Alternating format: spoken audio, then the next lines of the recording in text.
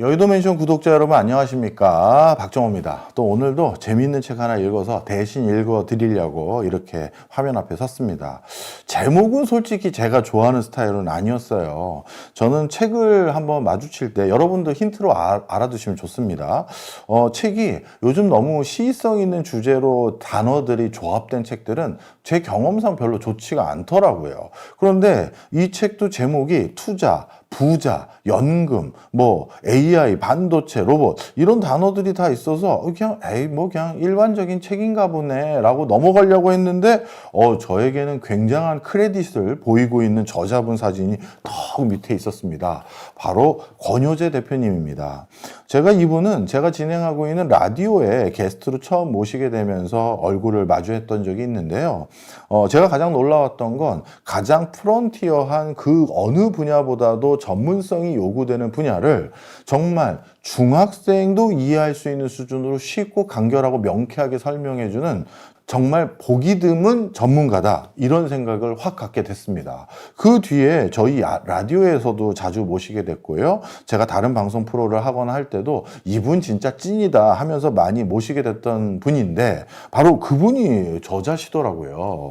그래서 이분이야 저도 익히 프로필도 알고 어떤 행보를 가져오셨던 분인지 잘 알기 때문에 그냥 바로 손에 집어들 수밖에 없었던 책입니다. 역시나 명불허전이다라는 생각을 가지면서 책을 읽게 됐습니다.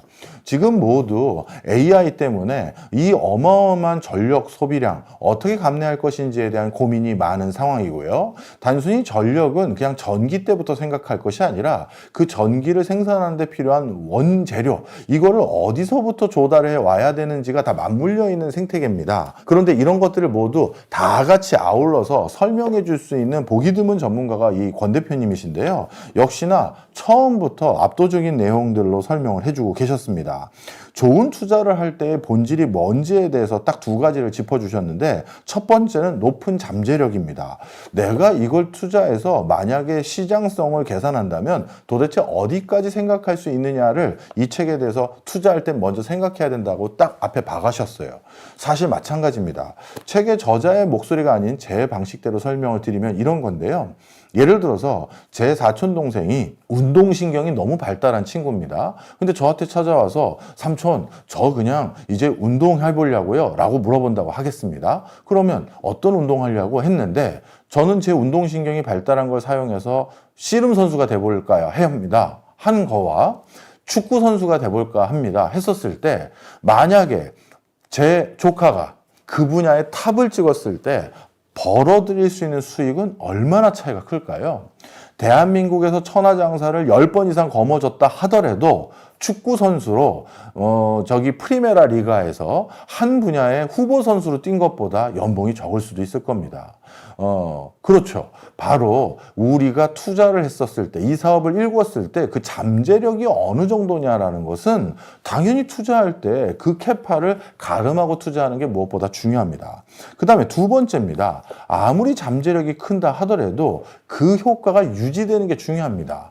일순간 몇 년 또는 몇 개월만 유지됐다가 금방 사그라드는 것이라면 그 투자의 유효한 성과가 지속적으로 나오지가 않겠죠. 그런데 이 잠재력이 계속 보장된다라는 것은 이 투자로 인해서 내가 걷어들이는 수익이 정말 캐시플로우 형태로 진화 발전이 될 수 있는 그런 투자이기 때문에 바로 그런 거에 관심을 둬야 되는데요. 저자가 에너지 투자를 말하면서 바로 그런 맥락에서 이 두 가지를 짚은 이유가 뭐겠습니까? 바로 에너지 분야의 우량한 회사를 잘 고르는 효과라는 것은 앞서 설명드린 이 두 가지 효과를 모두 다 거머쥐는 그런 투자가 될 수 있다는 걸 설명하기 위한 겁니다. 실제 마찬가지죠. 어떤 에너지 분야에서 교두보를 확보하면요, 그것으로 인한 잠재력은 정말 일파만파 커집니다. 실제 우리 세븐 시스터즈라고 불리웠던 전 세계 정유사들이 진짜 지금도 전 세계의 경제력의 상당 부분을 휘어잡고 있는 거대 회사로 성장해서 유지하고 있다라는 것만 보더라도 에너지 분야에서 일정 부분 교두보를 가지고 있다라는 건 정말 놀라운 잠재력을 가지게 되는 것이다라는 걸 알 수가 있고요. 또 이들의 최고의 지위를 탐냈던 많은 후발주자들이 왜 없었겠습니까? 하지만 한번 일정 시장에서 어떤 위치를 확보하고 난 뒤에는 그 안정감도 상당 기간 이어질 수밖에 없다라는 것도 우리가 확인할 수 있는 부분입니다. 따라서 이 두 가지를 고려했었을 때요, 에너지 투자에 대해서 관심을 둬야 된다는 이유는 바로 이 저자의 이 맨 앞대목에서 충분히 알 수가 있습니다. 특히 재미있는 것은요, 이 저자는 에너지를 바탕으로 이 얘기를 설명한 게 아니라 철도라든가 경제사가 어떻게 발전되어 왔는지를 바탕으로 하나하나 우리가 충분히 이해할 수 있는 이 앞으로 전개될 미래의 가상 시나리오가 아니라 지금까지 우리가 목도해 왔던 걸 바탕으로 그렇지, 맞아, 이렇게 무릎을 치면서 읽을 수 있게끔 책을 구성했다는 게 하나 큰 장점입니다. 그 다음에 1장에서 제가 또 굉장히 의미 있게 봤던 부분이요, 에너지와 관련된 오해 부분입니다. 일단 첫 번째 오해로는 기후 위기에 대응하기 위해서 에너지 사용 자체를 줄여야 한다는 게 대표적인 오해다라고 저자는 설명하고 있습니다. 사실 저도 여기에 공감 어려서 우리 여의도 맨션에서도 제가 한두 번 비슷한 얘기를 해드린 적이 있어요. 뭐냐 하면 우리가 외계인을 딱 만났는데 그 외계인의 외계 문명과 우리 문명 중에 누가 더 발달한 문명인지 도대체 어떤 잣대로 평가할 거냐, 이게 이제 중요한 문제 아니겠습니까? 그 외계 문명은 시각은 없고 청각으로 주변을 다 이해하고 있고, 그리고 수중에서만 살고 있는 외계 문명이라고 가정해 볼게요. 그러면 사는 집과 생태계와 의식주와 모든 것들이 우리랑 다 다를 거 아니겠습니까? 그런데 외계에서 지구까지 찾아왔다는 이유 하나만 가지고 무조건 외계 문명이 우리보다 우월한다라고 말하기도 애매모호할 수 있겠죠. 바로 그럴 때 어느 문명이 더 진일보한 문명인지를 평가하는 기준을 과학자들과 공학자들 그리고 경제학자들끼리 생각해낸 게 있는데, 바로 에너지를 얼마나 잘 사용할 수 있는 문명이냐를 바탕으로 평가하면 된다는 게 중론입니다. 실제 자연 환경상에 있는 여러 에너지 원천을 내가 얼마나 컨트롤하고 저장하고 필요할 때 갖다 쓰고 다시 다른 형태로 전환할 수 있는지, 이게 그 문명의 숙성도를 가장 직접적으로 비교할 수 있는 대표적인 잣대입니다. 그래서요, 이렇게 보시면 될 것 같아요. 기후 위기에 대응하기 위해서 에너지 사용 방식을 덜 모색하고 에너지 소비를 무작정 줄이는 것은 어떻게 보면 인류의 진보를 막는 행위라고 할 수도 있을 겁니다. 물론 오해하시면 안 됩니다. 불필요하게 전기를 낭비하거나 허투루 쓰는 건 막아야죠. 하지만 우리가 지금 사용하는 이 스마트폰은요, 우리가 피처폰에서 사용했던 전기 소모량보다 훨씬 더 많은 전기를 소모합니다. 왜? 그만큼 많은 기능을 우리에게 제공해줘야 되기 때문에 하드웨어적으로 전력 소비가 많아요. 그래서 피처폰 시절에 만약에 사양으로 스마트폰을 사용한다면 이제 배터리 소모가, 우리 피처폰 때 하루 충전해서 하루 썼잖아요. 만약에 이게 피처폰 정도밖에 안 된다라고 하면 이제 배터리 이 용량을 따졌을 때 일주일 내내 충전 한 번 안 하고도 쓸 수 있을 거거든요. 그런데 우리는 일상생활에서 휴대폰에서 더 많은 기능들을 계속 사용하다 보니까 그만큼 휴대폰 전력 소비량도 늘어난 겁니다. 그렇다면 앞으로 휴대폰으로 더 많은 일을 하게 되고 자동차도 마찬가지고 다른 분야도 마찬가지죠. 그래서 1인당 에너지 소비량이 늘어난다는 것은 삶의 질도 그만큼 개선되는 효과들이 일어나는 것들이 통계적으로 확정됐음을 이 저자는 보여주고 있어요. 물론 정비례 관계는 아닙니다만 분명 양의 상관관계를 그리고 있는 것도 분명한 사실입니다. 따라서 에너지는 얼마나 우리가 더 많은 에너지를 소모하게 되는 세상으로 진일보한 발전을 이룰지 누구도 모르기 때문에 지금부터 원만한 에너지 수급 체계를 다양한 방편으로 고민하는 것은 반드시 필요한 거고요. 그런 에너지를 안정감 있게 공급하는 회사가 될 것 같은 회사에 투자하는 것도 마치 연금처럼 높은 성과를 거둘 수 있는 투자처가 될 수 있다. 이렇게 보시면 되겠습니다. 두 번째 오해입니다. 에너지 전환은 빠른 시일에 급격하게 진행될 것이다. 절대 그렇지 않다라는 거. 저도 사실 공공 부문에 재직하고 있었을 때요, 이 부분에 대해서 이해할 수 있는 기회가 참 많았습니다. 사실 에너지는 사회망입니다. 국가 인프라망이에요. 그렇기 때문에 단순히 에너지 원천을 어디서 생산한다에 그치는 것이 아니라 그걸 어떻게 딜리버리 할 것이며 다 소비하고 난 다음에 과금은 어떻게 할 것이고 그걸 관리할 수 있는 법적 근거와 관리 기관은 어떻게 할 것인지 이런 거 하나하나를 법과 제도, 정책으로 완비하지 않고서는 에너지 기술 하나가 뭔가 대두됐다고 해서 그걸로 싹 다 순식간에 바꿀 수 있는 것이 아닙니다. 따라서 국가 인프라라는 것은요, 전후방적으로 우리가 챙기고 살펴야 될, 그리고 바꿔야 될 것들이 너무나도 많은 겁니다. 어떤 에너지 원천이 각광받고 그게 가시적으로 상업성까지 확보했다는 얘기 하나만 들었다고 해서 그걸로 무조건 뭔가 그걸 다 쓰면 된다, 이렇게 인식하면 안 된다는 걸 저자가 통렬히 설명하고 있고요. 세 번째 오해입니다. 싸고 경쟁력 있는 에너지는 시장 원리에 의해서 확대될 것이다, 이렇게 돼 있는데요. 그렇지가 않습니다. 우리가 어떤 에너지를 어떻게 쓰느냐는 생각보다 시장 원리가 아닌 그 바깥의 요인에 의해서 결정될 수 있는 요소가 많아요. 대표적으로 이 저자가 예를 들었던 사례가 러우 전쟁입니다. 러우 전쟁 전에는 러시아의 값싼 천연가스와 원유에 의존해서 유럽의 경제 생태계가 조성이 되어 있었습니다. 그런데 러우 전쟁이 발발되니까 이제 러시아산 그 값싼 천연가스와 원유를 더 이상 소비할 수 없게 됐고요.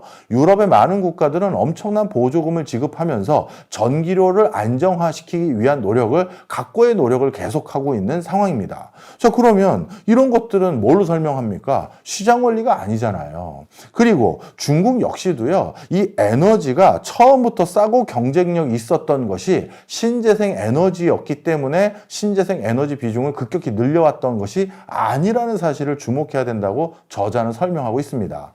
예를 들어서 중국 같은 경우는 앞으로 본인들이 전 세계에서 석탄과 석유를 가장 많이 소비하는 국가다, 그것 때문에 지구 환경을 오염시키는 국가다라는 그 멍해를 없애버리려면 뭔가 신재생 에너지로 확실하게 교두보를 마련해야 되는 그런 상황이었죠. 근데 처음에 신재생 에너지의 효율성이라든가 기술력이 그렇게 경제성을 확보할 수 있는 수준이 아니었습니다.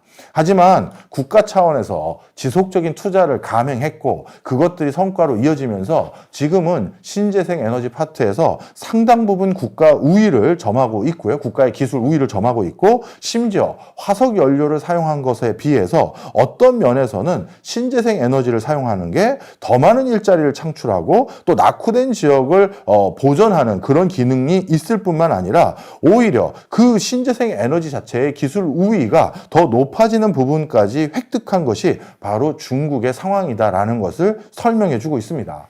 따라서 처음부터 그게 값싸기 때문에 그걸 쓰는 게 아니라는 점을 우리에게 주지시키고 있는 겁니다. 이 책의 저자는 그 부분은 설명하지 않았습니다만 저는 그 대목을 읽으면서 그동안 우리가 원전에 가지고 있었던 우리의 인식도 조금은 다시 한번 검토해 볼 필요도 있겠구나라는 생각이 들었습니다. 우리나라는 처음부터 원전의 강국은 아니었죠. 어떻게 보면 해방, 광복 이후 이승만 대통령 때부터 우리도 어떻게 보면 독립국가로서의 지위를 확고히 다지기 위해서 핵무기 개발에 대한 여러 가지 시도와 노력들을 해왔습니다. 하지만 무기로서의 개발을 하는 것에 대해서는 외압에 의해서 좌초됐던 적이 많고요. 대신 우리는 평화적인 목적인 원자력 발전을 통해서 기름 한 방울 나지 않는 나라에서 전기를 안정적으로 확보할 수 있는 기반을 다져보겠다라는 미명 아래 원전 기술을 한 땀 한 땀 육성을 해왔습니다. 그리고 지금은 전 세계에서 원전 최강국의 한쪽 축을 담당하고 있는 반열까지 올라온 겁니다. 그래서 오히려 지금 우리 사회에서 논의되고 있는 지적이 뭡니까? 원전이 싸고 질 좋은 에너지원이잖아요 라고 하면, 그러다가 사고 나면요, 지구 환경의 근본적인 대안은 아니지 않습니까? 오히려 이걸로 옥신각신하는 게 지금의 상황이죠. 우리 기술력으로 구현 가능합니까? 이거 물어본 사람도 없고요. 그 다음에 이게 가격이 비싸다, 우리가 효율성이 떨어진다, 이런 걸 지적하는 사람도 없습니다. 따라서 앞으로 원전도 우리가 이 과정에서 어떤 관점에서 우리가 애정을 가지고 만든 기술인데 이걸 무조건 못 본 척하는 건 아닌 것 같다라는 생각도 가질 뿐만 아니라, 신재생 에너지 여기에 대해서도 절대 터부시하면 안 되는 것이구나라는 인식도 같이 가질 수 있는 겁니다. 지금은 우리가 가지고 있는 신재생 에너지 기술의 효율성이나 경제성이 중국에 밀려서 의미 있는 수준의 효과를 발휘할 수 없을 부분도 분명히 있습니다. 하지만 중국은 원래부터 기술 우위가 있어서 저렇게 된 게 아니라는 점을 이 책의 저자는 설명하고 있지 않습니까? 따라서 신재생 에너지 부분이 우리나라가 가진 제2의 원전과 같은 기술 우위를 점할 수 있는 분야가 될 수도 있는 것이거든요. 따라서 그 부분에 대한 지속적인 투자도 우리가 이뤄낼 필요가 있다는 것도 저는 이 책을 읽으면서 제가 느끼게 됐던 대표적인 시사점입니다. 그리고 또 한 가지 2장의 소제목이었는데요. 제가 이 문장을 읽으면서 정말 무릎을 쳤다라고 해도 과언이 아닌 문장이 있는데, 좋은 기술과 좋은 투자는 다르다라는 제목입니다. 사실 맞습니다.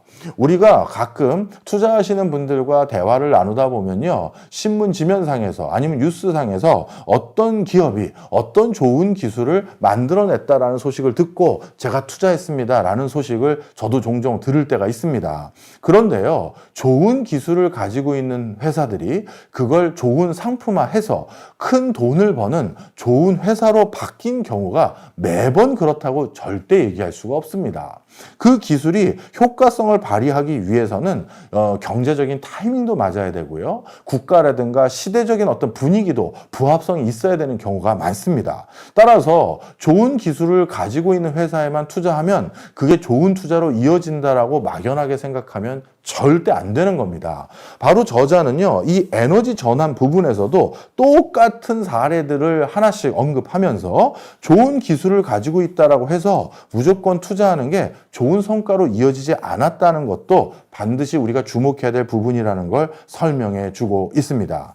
자, 이처럼 저자는 에너지 파트에 대한 많은 것들에 대한 시사점을 던져주면서 앞으로 우리가 근본적인 문제죠. 우리 에너지 문제는요, 식량 문제랑 똑같은 겁니다. 하루에 우리가 하루 3끼를 못 먹으면 살 수 없는 것처럼 이제 대한민국은 전기를 원활하게 공급받지 못하면 국가 경제가 존립이 어려운 상황입니다. 따라서 이렇게 국가 존립과 관련된 중요 인프라망인 전기, 에너지 이런 것들을 어느 회사에서 이걸 원활하게 조달하기 위한 어떤 역할을 하고 있는지를 살펴보고 그런 회사에 투자한다는 것은 마치 연금과 같이 안정적인 효과를 거둘 수 있는 좋은 유의미한 투자가 될 수 있다는 내용을 기술하고 있는 겁니다.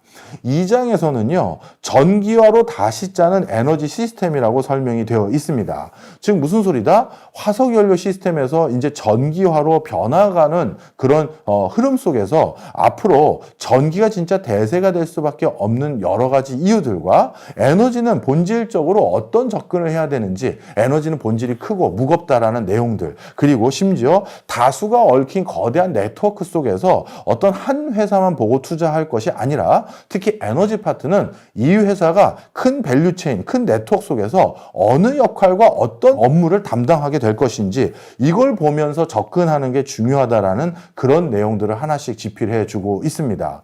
따라서 저는 이렇게 말씀드리고 싶어요. 지금 AI 전환뿐만 아니라 도시의 교통수단들 대부분이 전기화를 기반으로 한 어떤 교통수단으로 바뀌어가고 있는 추세인데요. 이런 추세들 속에서 지금 가장 시급한 투자, 국가 차원에서 투자는 에너지 전환에 대한 투자고요. 특히 전기 에너지를 기반으로 한 투자가 그 어느 때보다 시급한 상황이고, 그리고 이 대목에서 우리가 지금 투자를 에너지로 읽어야 될 가장 큰 이유가 바로 거기에 있습니다.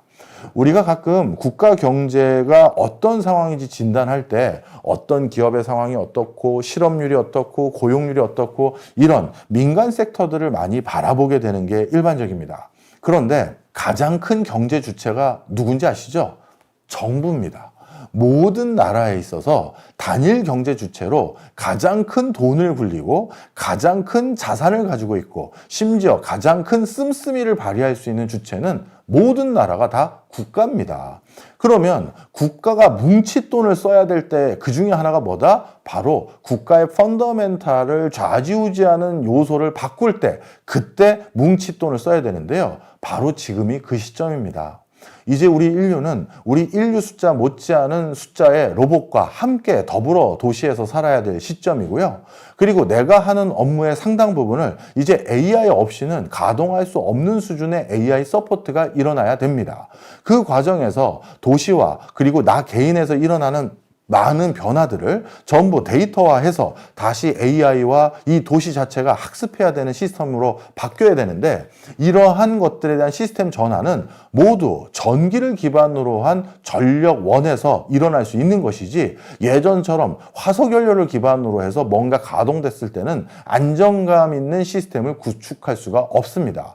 그렇다면 답은 나왔네요. 대부분의 국가들이 이제 에너지 수급 체계와 에너지 관리 방안에 있어서 천문학적인 돈의 시설 투자가 들어갈 수밖에 없는 상황이라는 겁니다. 그리고 그 에너지 시설 투자는 과거에 그 나라에 그 정도 국민이 썼던 에너지 소모량보다도 훨씬 더 현격하게 많은 에너지 소모가 일어날 게 자명하니, 기존의 어떤 것을 유지 관리하는 수준이 아니라 더 많은 캐펙스 투자가 일어날 수밖에 없는 상황에 가장 초입에 온 겁니다. 자, 그렇다면 이렇게 가장 큰 각 나라의 경제 주체들이 드디어 돈을, 뭉칫돈을 쓸 때 그 돈을 써야 될 대상은 대부분 기업들이죠. 에너지와 관련된 수급 체계를 구축하고 관리하고 사후 관리해주는 회사들 아니겠습니까? 그럼 그런 회사들을 옥석을 잘 가려서 어디 투자를 해야지만 우리에게 연금 같은 효과를 거둬들지, 이 책에 비법이 숨어 있습니다. 뒷부분에 특히 그런 얘기를 많이 담아놨는데요. 제가 그 부분까지도 전부 다 설명해 드리면 이 책의 저자분께 결례를 하는 것이죠. 그래서 앞부분에 대한 내용들을 통해서 이 책 한번 꼭 읽어봐 주셨으면 좋겠다라는 생각이 들고요. 특히 이번 이란 사태로 인해서 많은 국가의 에너지 수급에 대해서 더 큰 고민이 있을 텐데, 지금 이 책이 가장 적기에 나온 책이 아닌가, 이런 생각마저도 듭니다. 저도 잘 아는 지인이 돼서 기분 좋게 소개해드린 것 같습니다. 권효재 대표님, 이번 책 대박 나시길 바랍니다.